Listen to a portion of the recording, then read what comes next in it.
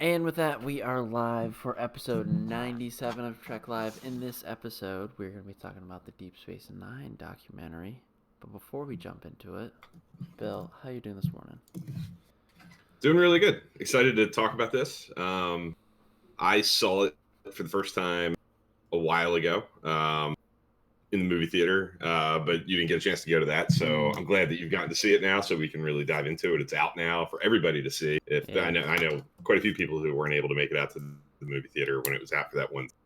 So if you're one of those people, it's you can get it on Amazon, you can rent it, you can buy the Blu-ray. There's all kinds of ways to see it now, which is awesome. So I feel like it's a good time to talk about this since it's out there for the masses and anybody can dive into it. But what about our rewatches?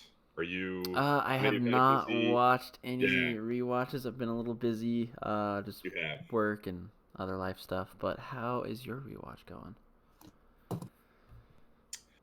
Good. I finished TNG season 1.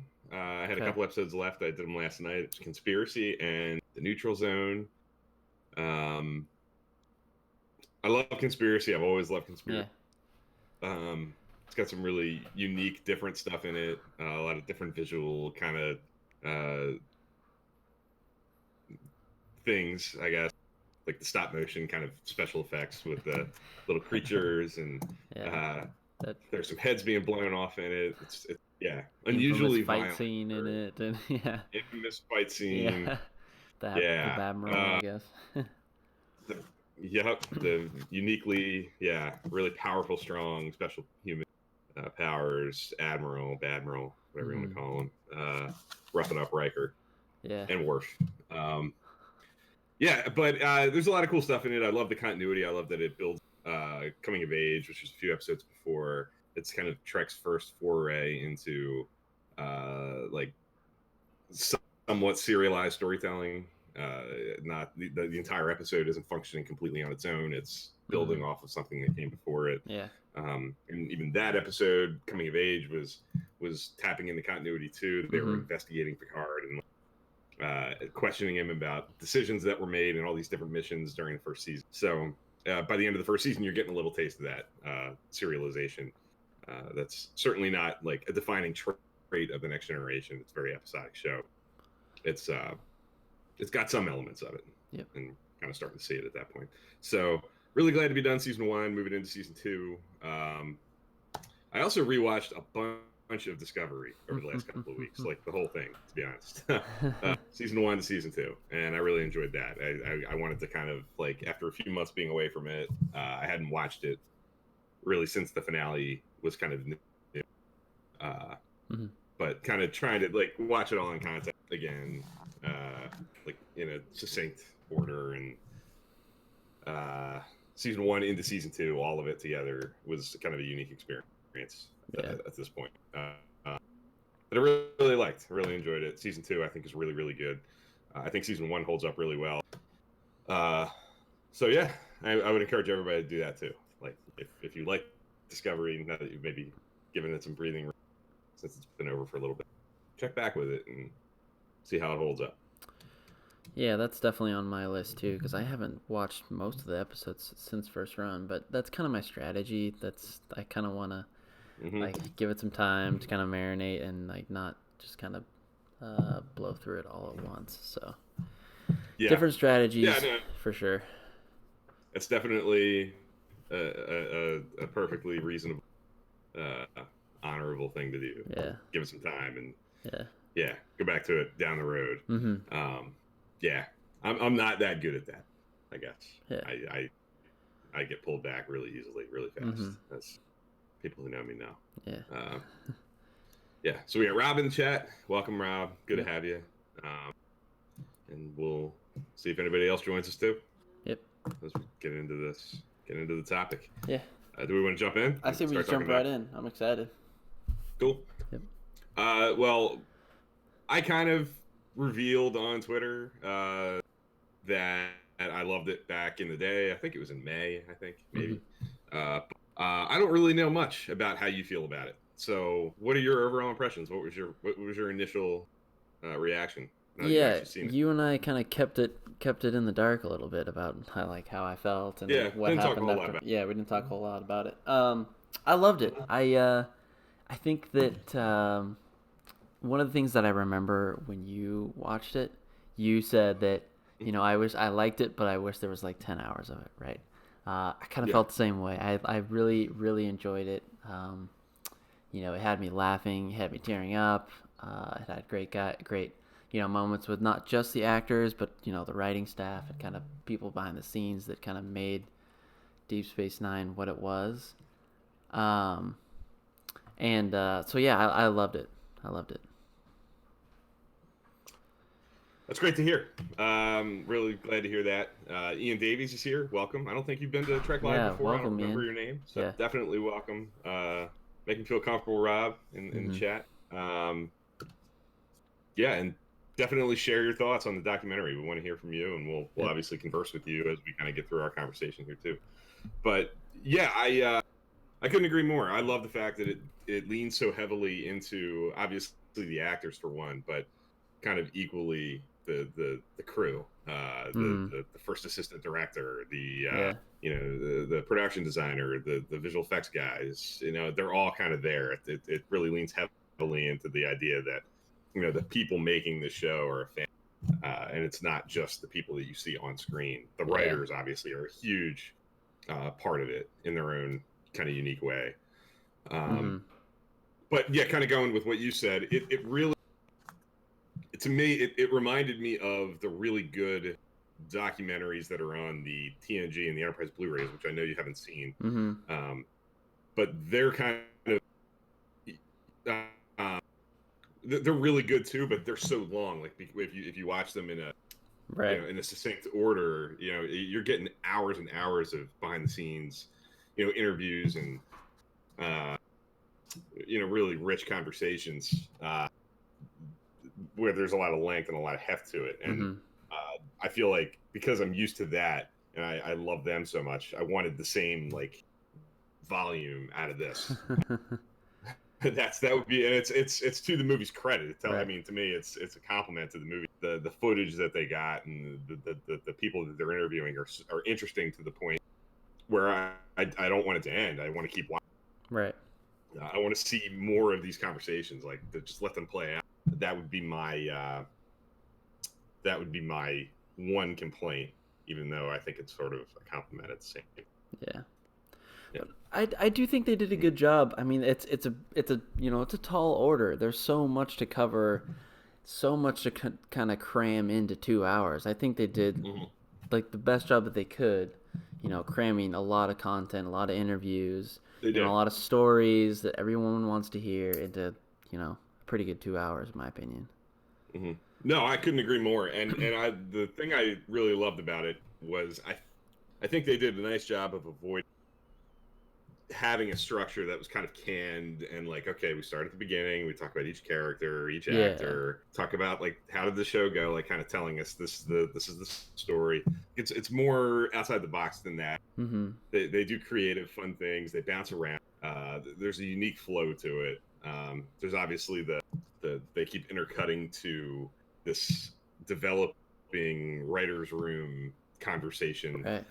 breaking an episode, filling in with animation. Like that really gives it a new life and a different kind of a different kind of life than just a sort of talking heads only documentary, which I really Right. really like. I Yeah. think it really does a nice job avoiding that trap when you're doing a documentary like this. Just going succinctly, bit by bit.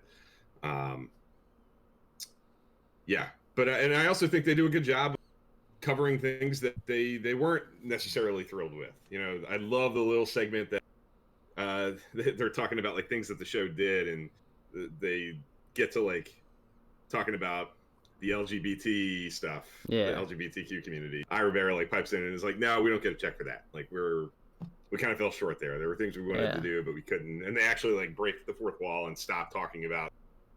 They stopped going the way they're going with the documentary. It's like him and the editor sitting in the editing bay talking. Yeah. What do we do with the graphic? I thought that was really cute and Yeah.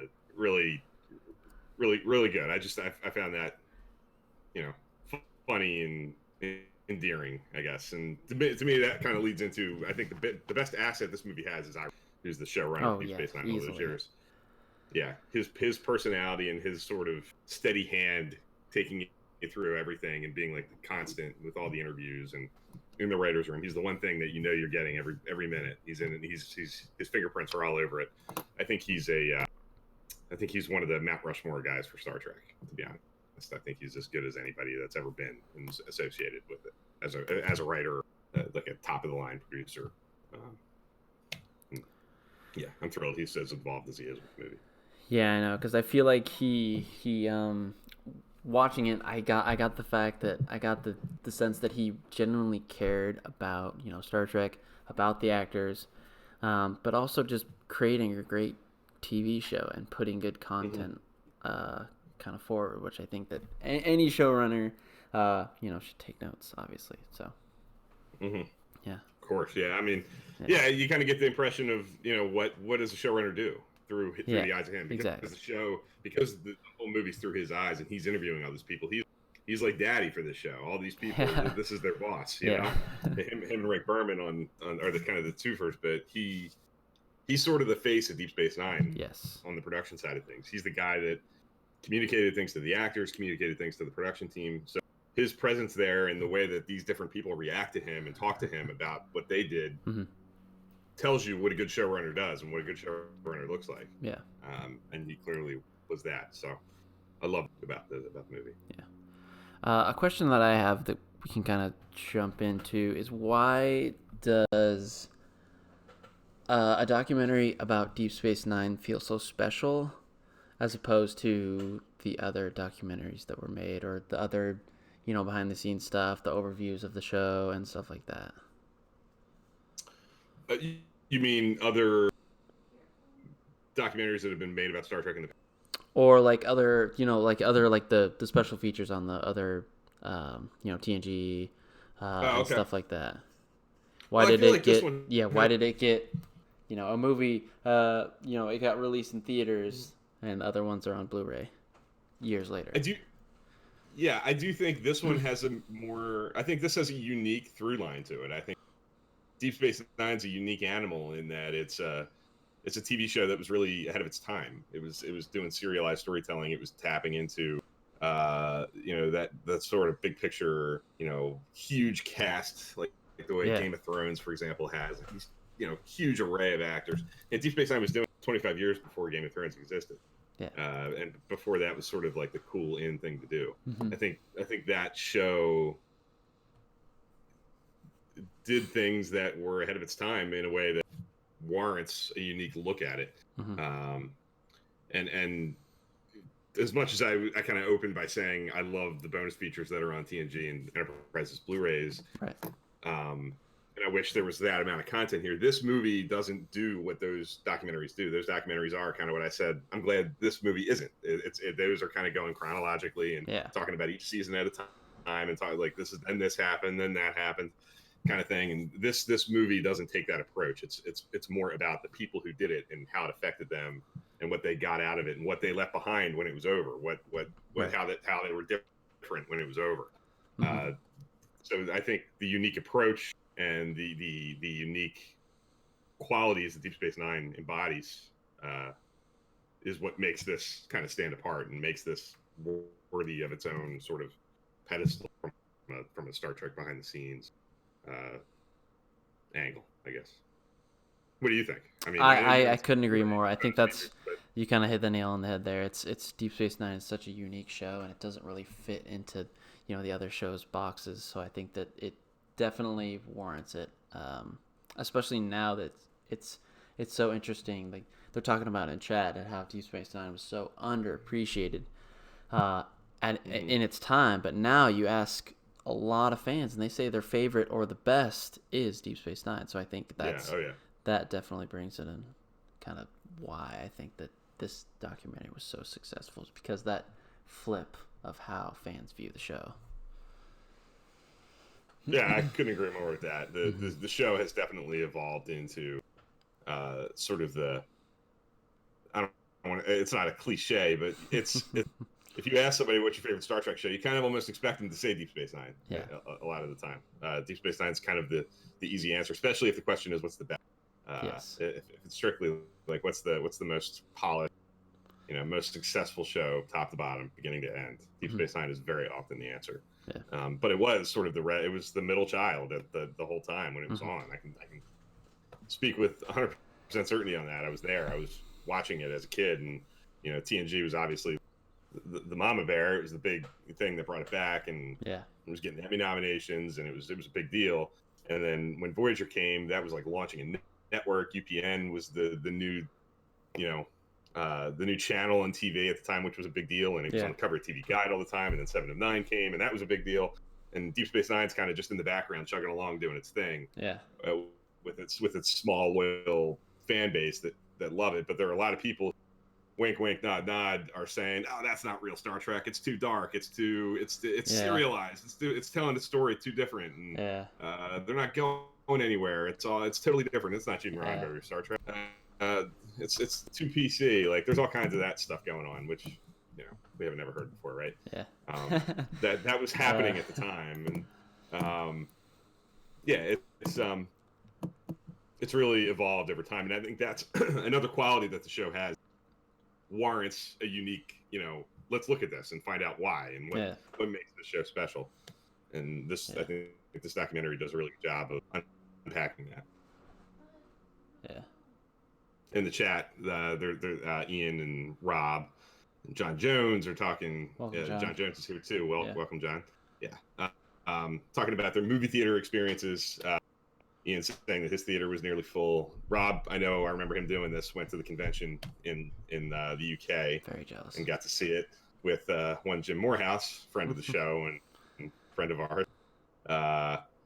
That's awesome. I can tell you that my theater was actually surprisingly crowded. I saw it in a suburban Philadelphia movie theater that I expected to be like one of 5 people in, and it was pretty crowded. There weren't a lot of empty seats. I was really encouraged by that. It was really for a documentary about a 25-year-old show that in the real world it feels like nobody really watched. Yeah. But I think it tells you that they really did. There are people out there who watched the show and really and they're talking about their favorite parts of it, which I think we'll double back to in a bit. But I also, going back to kind of what we were talking about before, I liked when they were interviewing the actors, they would have to like read the critiques of the time. This is so good, so funny. It was. Yeah. And quite a few of them, I really do. I'm just going to say it again. I think some of those things that they were, and the funny thing about this is a lot of these interviews were shot before Discovery ever existed. So it's not like these things were like picked out to say, hey, this kind of sounds sort of like things that are being said right now about the new track. I was just going to say that. But there are things that you can't help, hear those complaints and hear what they're saying and be like, I hear that right now. Yeah. About this, sounds about so familiar. Where have I heard that before? These could be letters written about Discovery. Exactly. In some ways. Yes. Just little minor changes to the character names and specifics. Which is really kind of funny and adds a whole new layer of like, wow, kind of stuff to it. So, which again wasn't even intended. Like I said, a lot were interviewed. A lot of these things were shot, from my understanding, before Discovery was really even a thing. So, this has been a long time coming. This movie. Yep. So just trying to check off things that I guess going into the documentary I was looking for. Like, I knew that they were going to talk to the actors. Talk to the writer's room, maybe potentially write a season 8 kind of pilot. So, Bill, give us the overview of kind of season 8 and where they went. Spoilers. Yeah, this is a spoiler situation. We're going to get into spoilers here. Just a real quick summary of what they did. They break an episode that takes place 20 years later. They're assuming that they can shoot it now if they had all the pieces in place, and they're approaching it as like they're not writing a book that has no production limits. They're trying to come up with something that they can actually shoot, that they can actually produce. Kira is a Vedic now on the station. The Deep Space Nine's kind of evolved into sort of a religious shrine where Yep. people go to watch the wormhole open and have that kind of experience. The characters are all kind of off doing their own thing. Like the show kind of leaves them. Brian's on Earth. It turns out Bashir's working with Section 31. He ended up going over there. But he's also the medical officer on Ezri Dax's ship, who's the captain. Jake's a writer. Cisco, Captain Cisco still disappeared in the wormhole. MIA, yep. He's MIA. Nog is the captain of the Defiant. Yes. And the episode kind of opens with that. And there's an accident. And the whole crew is brought together for a reunion under kind of false pretenses. And it turns out that there's this whole subterfuge going on with the Bajorans and the Jem'Hadar. And the Bajorans still aren't in the Federation. And Section 31 wants to bring them into the Federation. So there's all kinds of Deep Space Nine, very appropriately Deep Space Nine intrigue and politicking going on.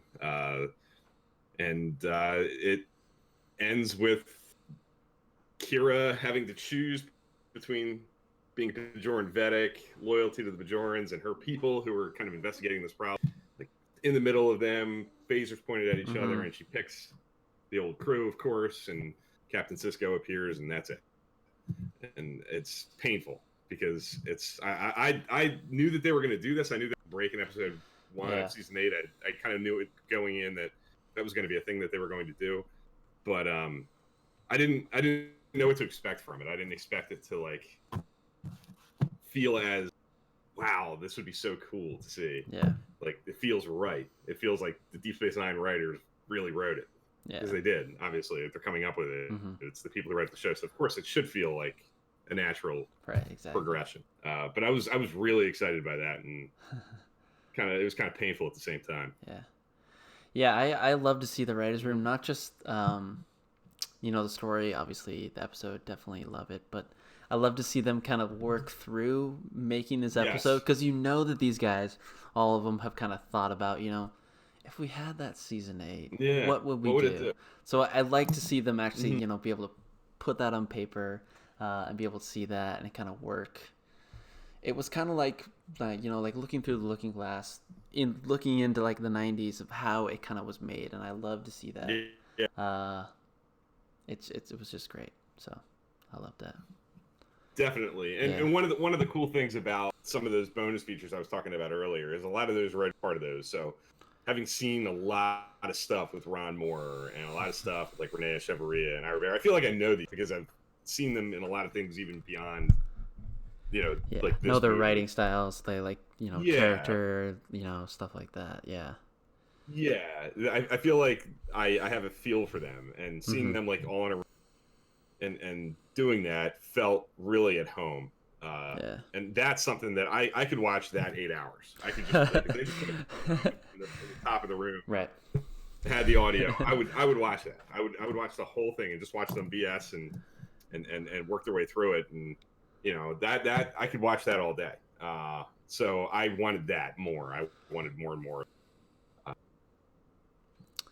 They killed Nog, which led to a kind of funny moment. Aaron Eisenberg reacting to that. Aaron Eisenberg's another one who, like, I think really well in this documentary. I think he's like as genuine a guy, and he's just the like one a that made me relatable tear person.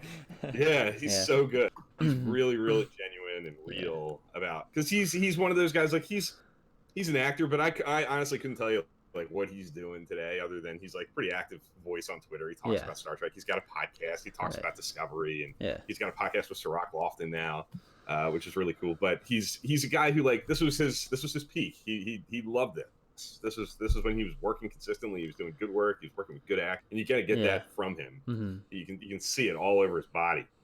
And when he talks about the show, he really loves it, and he's really talking about like the high point in his professional life.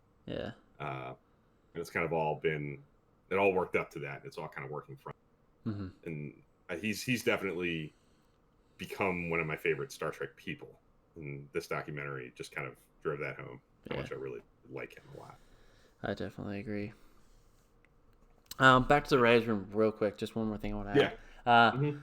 I just getting the feel for, watching that and seeing them work, just realized how great that team was, because they were churning out just such great work, such great wonderfully written episodes in a day and a half or 2 days.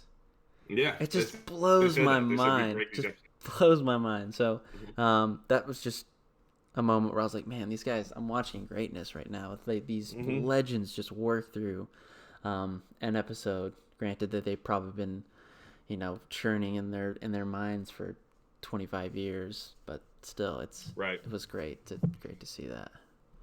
For sure. Oh yeah, it is. They feel very comfortable in it. You can tell that they were really close at the time because they feel close now. You know what I mean? Like, it feels like a group of guys probably haven't been together very much over the last few years, but you put them in a room and it's like riding a bike. They feel like they completely like get each other. They can finish each other's sentences. They know what each other think. Like you said, you're watching greatness. You're watching like a really good writer's room come back together and like pick the ball up and run again. Yeah. It was really cool. It definitely, I think if I had to boil it down, that's my favorite thing that this documentary did, because I'm always fascinated by that. I love the window into like how are these shows made, and particularly in the writing of it. Like how do the writers come up with this stuff, and how does that whole operation work? And this is the first time that we've really gotten a window into like sort of what that looks like. Like how does the sausage get made? And that to me is worth the existence of the documentary all by itself. I think that warrants the entire thing. That's one of the biggest elements that sets this documentary apart, is that writer's room kind of segment. Another thing that I think is not equally as great, but almost, that battle scene, that remastered battle scene. Yeah. Oh my gosh. Oh, it's gorgeous. Jeez. I can watch that on repeat. I can watch that on repeat for the rest of my life and die happy, man, because that was just, oh my goodness. I want to watch it again right now, talking about it. I know. I know. It is beautiful. Definitely a huge highlight. And that's something that I have to push this on you guys that are in the chat. If you guys haven't seen it on particularly Blue, like, I can speak for myself. Maybe you not so much, Rob. I'm assuming you probably saw like an actual print of it, like a good copy of the movie. Mm-hmm. But in my theater, I felt, and this happens a lot. I used to work in a movie theater, so I've seen a lot of things like this. These, like, they're called Fathom events. They're like streamed over the internet to the movie theaters, and sometimes in those kinds of events, the projection's not quite there. Like it's a little darker, it's a little grimmer. It's not like a top of the image. Yeah. So when I saw this on Blu-ray the other day, the quality of the HD of not just the battle scene, but just the simple, they remastered every shot that you really get of the show in the movie is HD. So, simple shots of Cisco walking around the promenade, or, all that stuff is just gorgeous. And I felt like I was seeing that really for the first time. It was great in the movie theater. Yeah, it was on the movie theater screen, and it wasn't HD. But on Blu-ray, it really, really pops a lot. Or I'm sure on streaming, if you get it on Amazon, even it'll look really, really good. That alone is worth picking up the Blu-ray, because that battle scene and everything about the remastered stuff is like seeing the show new again, and that again is very painful because who knows if we're ever going to get the show completely remastered in HD the way TNG. But it makes me want it even more, because now I know what it really looks like. And as they say a million times in the show, Deep Space Nine is a darker show, even the way they shoot it. Mm-hmm. So time hasn't necessarily been kind to it on the standard def side. It's kind of a muddy image on DVD or on Netflix. You have to kind of get used to that and kind of get into the flow of watching it, and it won't bother you in time. But it would really benefit from that HD conversion. Yeah. Definitely agree. Mm-hmm. But the battle scene is definitely like the crown jewel of the movie. From that remastering side of things, because it's the visual effects too. They remastered the visual effects, and it's just gorgeous. Yes. I loved it. What else? I love the opening of it. I love Andy Robinson, who played Garrick, coming out and like doing the Garrick in the you get like one last little Garrick performance. Which is really cool. Mm-hmm. I love that opening. Am I the only one that loved the singing part of it? The what? The singing part of it? At the end? Yes. The end credits? Oh, it's great. Okay. Yeah, the lyrics are awesome. I loved it. Yeah. And you and I I can't speak from experience with this, unfortunately, but those guys are at every Star Trek convention, at every Vegas convention. They do a concert. There's a Star Trek Rat Pack. They sing those kinds of songs, from what I hear, and people apparently go out of their way to see them. So, and yeah, that's really cool. I feel like I've seen them now, which is kind of neat. The Rat Pack was, lyrics are really fun. Yeah. I also love that they tackled kind of, how do I put this? Death, adding new characters, Worf, Dax, all that. I love that they kind of tackled that. That's definitely a sore subject, not for just, I think the production team, but especially the actors to kind of talk about. I also, I love that kind of how, also, this is a side note, but they kind of said that, some of the stories might not be correct. This has been a long time. Take it for what it is. Like, I love that they did that too. It was great. But the Dax and the Worf bringing in Michael Dorn, everything. Yeah, I love that they tackled that, because that's not something that is an easy thing to talk about. It's not something like happy. It's. I love that they covered that too.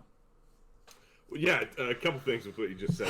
I know I just did a lot, but but I love the fact that they are very honest. A lot of the cast members are very honest about Michael Dorn coming in. Even the writers, I think Morgan said he wasn't really excited about it. He felt like it was kind of gimmicky and unnecessary. But the actors kind of feeling a little threatened by it. And then a visitor said, Renee Auberjonois said, like, not really being thrilled with it. And I remember we did an episode on this, like, talking about the difference between, I think, about this Worf coming into Deep Space Nine and 7 of 9 coming into Voyager. And I think our takeaway was that the Worf transition into Deep Space Nine was much more seamless. It felt much more natural. It didn't feel like a rocket boat at all. It was like smooth sailing. For 7 of 9, it really kind of reshuffled the whole DNA of the show. Up. Yeah, exactly. Right. Yeah. It really shook it up in a more profound way. And we kind of credited that to Deep Space Nine already being a show with a million characters that are kind of always kind of coming. So that show's DNA was more suited to, okay, we'll bring in a new person. But hearing the actors talk about, what that felt like and what, their apprehensions were with it was kind of cool and different, because I had not heard that before. I had not heard the actors really talk about that in the past. Maybe they had at conventions that I wasn't there for, and panels and stuff, but that was a new story to hear from the cast. And then hearing Terry Farrell talk about, leaving was really rough. Like hearing that that happens in shows. People leave shows for all kinds of reasons. You see that happen, but you don't ever really get that kind of flavor with it, where the actor's really raw talking about it. And that I knew some of. I've heard Terry Farrell. If you Google, if you look up Terry Farrell convention stuff, you'll find hour-long panels with her just sitting on stage talking about stuff, and she goes into this a lot. But watching her go through it and talk about it with like a whole bunch of the rest of the cast sitting on a couch right next to her, like watching her talk about it was kind of cool. Not cool, but obviously it's a sore subject for her. But even hearing like the writers again around more talk, like kind of taken for granted, like she's not going to leave. She can't leave. Yeah, that's not going to happen. The writers didn't want it. Nobody wanted it to happen. Really kind of that it was not something that. It's not something that anybody's willing to like fess up to. Yeah, this was good for the show. We wanted this to happen. Yes. Like everybody when they talk about it is like it wasn't. Unfortunate. We didn't want it to, kind of thing. But I think they did a nice job talking about Ezri Dax coming in and what that did for the show and what it brought to the table and how it kind of shook things up in season 7. Having the casting people, like casting directors, talk about. The challenge of casting that role, like knowing it's a 1-season deal or coming in last year of the show, was kind of cool. So yeah, the whole, like you said, the cast shakeups and people coming and going was really well explored. They did a nice job of kind of tackling that kind of succinctly too. They talked about Dorn coming in and then Terry Farrell leaving and then Nicole DeBoer coming in as Ezri at the end. So that was really well structured and well done. And then going back to the other thing you said, which of course is leaving my brain as I speak. That's the other thing you were talking about. How they were so honest in that they were going to say that some of these stories, it's been 25 years, so kind of take it for what it is. It's I love that they not only did they say that was a thing that they had to deal with doing this, because they're talking to tons and tons of people who have different memories of different events. You get a taste of it. Like there's a thing in the where I think it's an AD or somebody talking about thinking that Nog and Rom's Quark and he remembers Quark and Rom's heads being switched on the actors and realized. And then Ira Bear is obviously like telling Armin Shimmerman and Max Brodenchik, who plays Rom, the same story. And they're like, that didn't happen. They don't remember it at all. So that not only like telling you that in the beginning, okay, there's some degree of you have to take this with a grain of salt. This is 20 years ago, 25 years ago. People might not remember it the same way. Is one thing. Like that's good to tell people that, but showing that really early in the movie that hey, this is the way it is, and we all know that. That's how life. You get even not that long ago. You talk to your friends about something that happened 2 years ago, and you all might remember it a little different. Like Armin Shimmerman says, it's Rashomon, which is an old school Japanese movie about that very thing. Things, an event being explored from the perspective of all these different. A matter of perspective. The TNG episode is basically that. Yeah. So, I love that they do that. They don't just stop telling the audience that we dealt with this and this is something that you got to remember. Putting it on screen is a really cool way to make it a thing.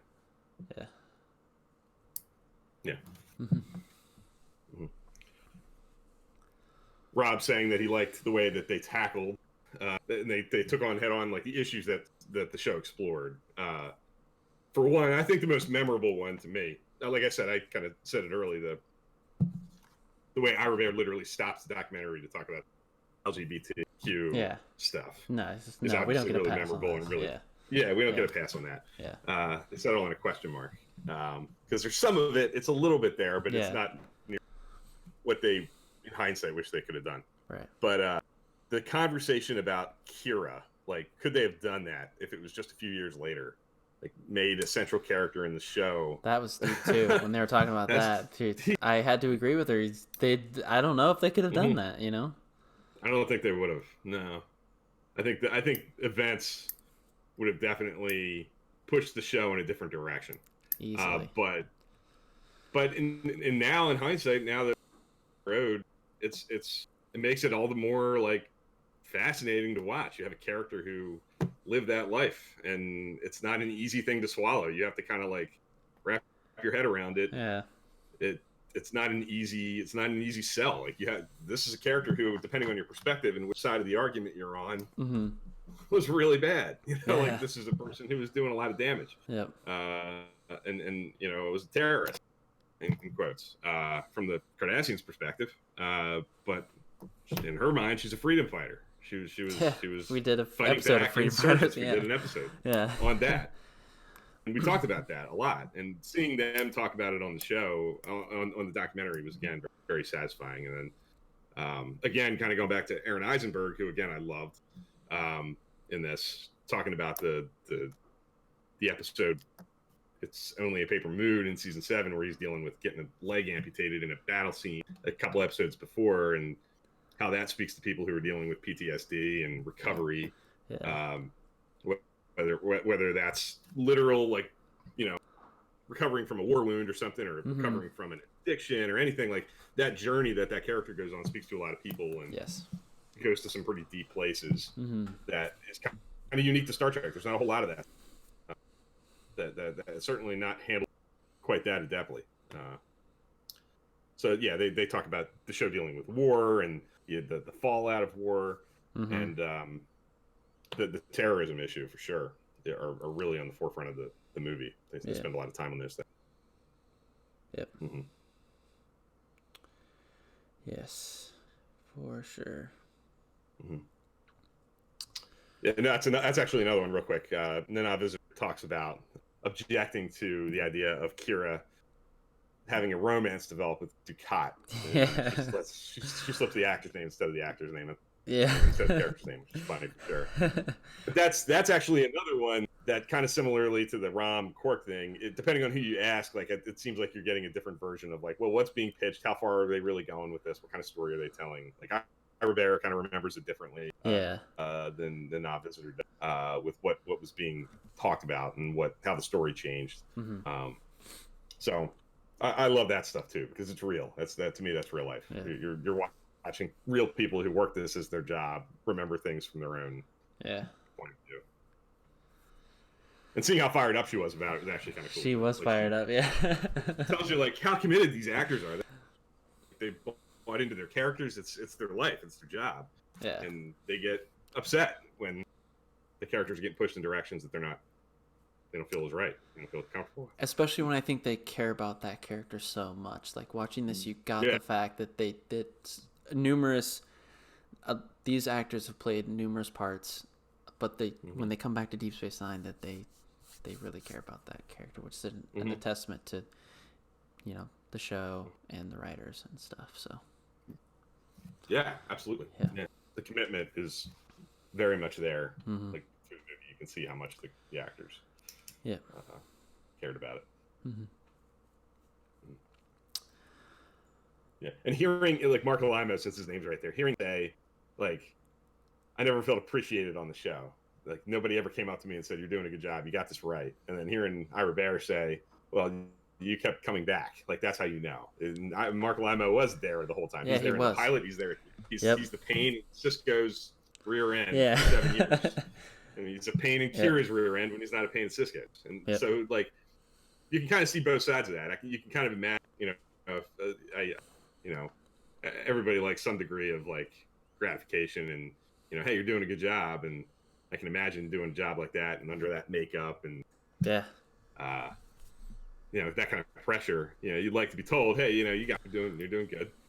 We appreciate everything you're doing, but you also kind of see it from Ira Bear's perspective. Like you probably took it for granted. Well, he's in 7 or 8 episodes a season. Yeah. What more do you want? I'm writing you in I'm giving you work, but that's another. Yeah, that's another thing that they cover in the documentary too. Is like how as they did produce greatness, obviously, but at a price. They worked really hard and sometimes really long hours, and you kind of take that for granted as a viewer. You kind of forget about that. Some of these actors have to sit in the chair for 2-3 hours just to get makeup, and then you start the day. So, right. Yep. And they talk about sometimes they're like the average day was like 14 hours or going up to 16, 18 was not uncommon. Yeah. Like wearing that Odo mask for 18 hours is not. This is not an appealing feeling. I'm sure. Yeah. Like doesn't appeal to me. Just even thinking about it, let alone. Same thing for Michael Dorn. A lot of those actors. Think about how many of those characters, Quark, like there's a lot of heavy prosthetics in that show. The different Cardassian characters, the different Ferengi. Yeah. There's a lot of people on set all the time wearing a lot. Even just getting your Bajoran nose too. That's still time that you have to sit. Yeah. And they have to. I'm sure you're back in the chair throughout the day. They're coming up to you and touching it. Making sure it's. Yeah. The lines aren't showing and stuff. Yeah, it's if you're Quark or you're Worf, you're Armin Shimmerman or Michael Dorn, you're dealing with teeth in your mouth. Like that's can imagine it's not always. And they do talk about it. Rene Auberjonois has a big like thing where he says, we did like painful work. Like it was painful. A lot of it was really, really hard. Not really pleasant. Another reason to get the Blu-ray is there's really cool bonus stuff, like extra scenes that they did cut, and there's a really, really good one with they're talking about Far Beyond the Stars, the episode that Avery Brooks directed in 1950s. They talk about it in the movie, but there's a scene where Avery Brooks is directing Rene Auberjonois to like get really mad. Like, he's trying to tell him get really, really mad, and Avery Brooks is clearly like trying to prod him into getting really, really mad in real life and saying, use that, dude, just like that. And Rene Auberjonois, you can see him get mad talking about it. Like, that's my anger. You can't do that. But like, but the way he's talking about it, and the way the other actors talking about it, it's just like the pressure of the day just kind of gets to you, and it wears on you, like it does in your regular job. Like, you have good days, you have bad days, you have stress that bears down on you and gets you upset. And there are things in the movie that kind of back that up, and there are things in the bonus features that back that up. Right. That it was hard work and long days and difficult, and not always easy. Yeah. Speaking of Avery Brooks. Speaking of Avery Brooks. I'm glad that they touched on that. I'm glad that they had an interview from a few years back that they could kind of include in the documentary, even though he, declined to kind of participate. But I'm glad that they could put that in and also kind of touch on him now. And it was good. I'm glad that they didn't just kind of not ignore him. Ignore him. They can't do that. You can't ignore Avery Brooks. Yeah. But yeah, they talk a lot about him. They talk about what it was like to work with him, what kind of guy he was. I love the first assistant director talking about the first time you directed. With all due respect, sir, I don't think you have one. Yeah. That's like really real. Yeah. And yeah, yeah, refreshingly honest. And we all, I mean, if you've seen Avery Brooks at all, convention clips, you know he's a unique guy. He's a different kind of cat. Like he's very specific, and it sounds like that's kind of how he was on set. And you kind of get the impression that if he connects with you, you love him, and he if you connect with him, he's amazing. And maybe you get the impression that some people maybe didn't connect with him quite as well. But yeah, I like the way that they talk about him. He's not in it, but he feels like he's there because he's constantly kind of covering just beneath the surface. Avery Brooks not being there is very John. Avery Brooks. That's right. So accurate. Yep, that's true. That's true. It is. It's very Avery Brooks. So he's actively there. So yeah, it's. I think they handle it well. I think they talk about it. They're honest about it. And the bonus features, there's a lot of conversation about them too. Again, not to sell the Blu-ray too much, but if you pick that up, I thought you were working for CBS. Now you're working for. Yeah, I work for everybody. But yeah, definitely check that out. You'll get a lot of extra talk what Avery Brooks is doing and you know what his take on everything was. Yeah. Anything else? I mean, just kind of looking back, I'm gonna see if in the chat somebody mentioned no Ala Moraine. That is pointing. Oh, that was hilarious. Reference. Hilarious. Oh man, I didn't know what to expect when he was, teeing this up. I was like, what are they gonna show? Is this gonna be more kind of remastered stuff? And then they did Ala Moraine. I was like, oh no. No, can this just go in the vault and stay there forever? I just want to forget about it and just Me too. I'm talking about how many people in the theater, talking about Nog, Rob, and Jeffrey freaking Combs. I forgot. How could I forget? Yeah. Oh my gosh. I love the guest actors that came by or that they interviewed and kind of talked about what it was like and Jeffrey freaking Combs. He's amazing. He's in it a lot. He's got some great stuff in it. I love him. I love the way that they talked about Damar, who is a late entry into the show, and how they drive home that he's like a background guy in a single like kind of insignificant episode. Like he's working on the bridge with Ducat. He's got a couple lines, and by the end of the show, he's like leading the resistance. And like as critical a character as anybody. And he's got this really cool arc where during the whole Dominion occupation of Deep Space Nine, he's drinking himself away and there's a lot of they play with like, why is he drinking? Is he drinking because he's just an alcoholic, or is he drinking because he's unhappy with the Dominion? And like they don't talk about this in the movie so much, but I love that character, and I love that they gave him his time, and they talked to that actor, and they talked about the way that character evolved from like a one-shot guest to being as important as anybody. Which speaks to the way Deep Space Nine, like the never-ending bench of, and there is that really cool montage where the casting directors are talking about all the different, just rattling off these names of actors who kind of came and went and were there and out, and it's never-ending. There's dozens of them. Yes. Yep.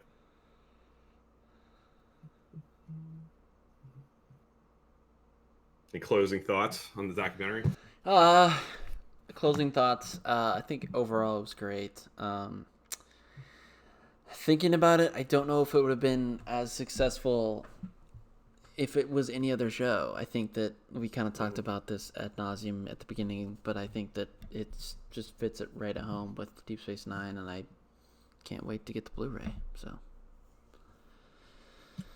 Yeah, I do think, like we said at the beginning or earlier, Deep Space Nine uniquely lends itself to a look like this, like an examination of why the show has aged as well as it has, and why the admiration for it has kind of just grown as the years have gone by. Not gonna lie, I would like to see a Voyager doc with Brandon Braga doing the Ira Bear thing. I mean, I would watch it. Yeah. Just saying. Not sure it would ever happen. Yeah, There's all kinds of behind the scenes stuff to explore there, but yeah. But Deep Space Nine has the unique, like, clear through line that's there. Yeah. That's kind of unique to that. So yeah, not sure if that'll ever happen. Yeah. Rob asking if anybody contributed to the Indiegogo campaign. I am kicking myself that I never. Yes. I don't know why I never did. I wish if I could go back in time, I certainly would have. I looked at it a million. Put off. I was like, I'll do it. Yeah. I just never did. But I do regret that. I'm so glad that people. And I wish I could. We just now have to support them by doing what we're doing here. We're giving them, so we're talking about it, and then buying the Blu-ray. So. Yep. Very cool, Rob. Yeah. Thanks for contributing to it. Yes, you made it happen. Yeah. You did. Yep. You did. Any Star Trek content besides the documentary that you want to talk about?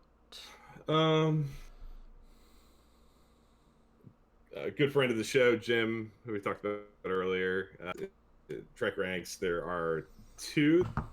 One that I've listened to, one that I haven't yet. There is the Star Trek Road Trips episode. That's really fun. And the one that just posted the other day, or the Star Trek Pets. Yeah, Pets. Yep. So I'll shout him out. But it's been a busy week, and I haven't listened to as much as I should. Yeah, and usually I would be there, but I just been kind of a long road trip yesterday, so I got some time to kind of listen to a standard orbit that I've been wanting to listen to for a long time since it posted. It's William Shatner versus the World. Okay. I don't want to get too deep into this. I just would rather point to the standard orbit episode because there's a lot of drama, and I don't want to get into that. I don't want to talk about it. I just think that it was a great episode. Props for them for taking on such a big topic, such a heated topic, such a hot topic at that time that it was posted. So definitely check it out. Oh, I haven't listened to it. Yeah, it's really good. I think it's really good. I definitely watch it. Yeah, gutsy, but really good. And I think fair and even keeled. So I'll throw out one more thing. Unless did you have more that you want to throw out? No, that's it. I guess one more. There is a new. Let me get the title. To the Journey, Rob. There's a new To the Journey. It's a 7 of 9 mini marathon. They haven't posted in a while. That's why I want to talk about it because, yeah. Cool. Yep. I'll just throw out there. I enjoyed a few different Trek Yards being one of them. They did a good job live streaming the Vegas convention, allowing me to vicariously live through people and kind of get a feel for what it's like to be there since I've never been there. So it's not just them. There were a few different channels that some live stream stuff at the convention, and I really appreciated that because I got a feel for what it would be like. So I watched a good bit of that last week. All the conventions. Rob says he's up to Obsession in season 2, so you're like halfway through season 2. You're making some good progress, right? Steam. Just good work. Cool. Yep. Sorry, one more thing real quick before we wrap this up.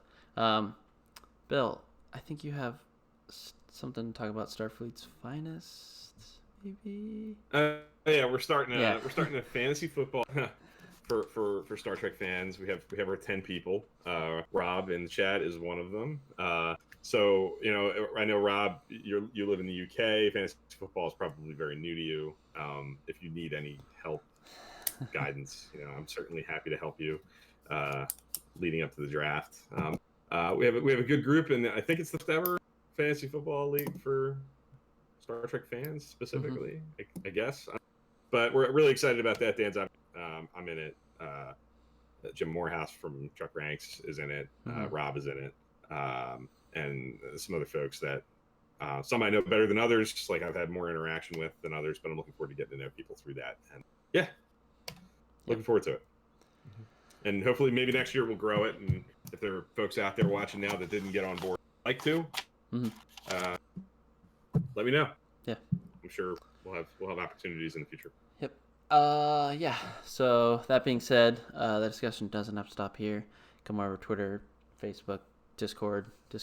Discord is a really great kind of platform that you can use to kind of get to us directly to kind of start a conversation if you want to go really deep and not, send a bunch of tweets out. We'll be back next week in some form or another. Kind of talk about Star Trek. Keep the discussion going. So, Don Parrish joins us right at the end. That's a new name. I love the name. Yes. But yeah, the good news is this will be up shortly as a recording, and you should definitely check it out. And then be on the lookout on Twitter for our next live stream, and hope to see you then.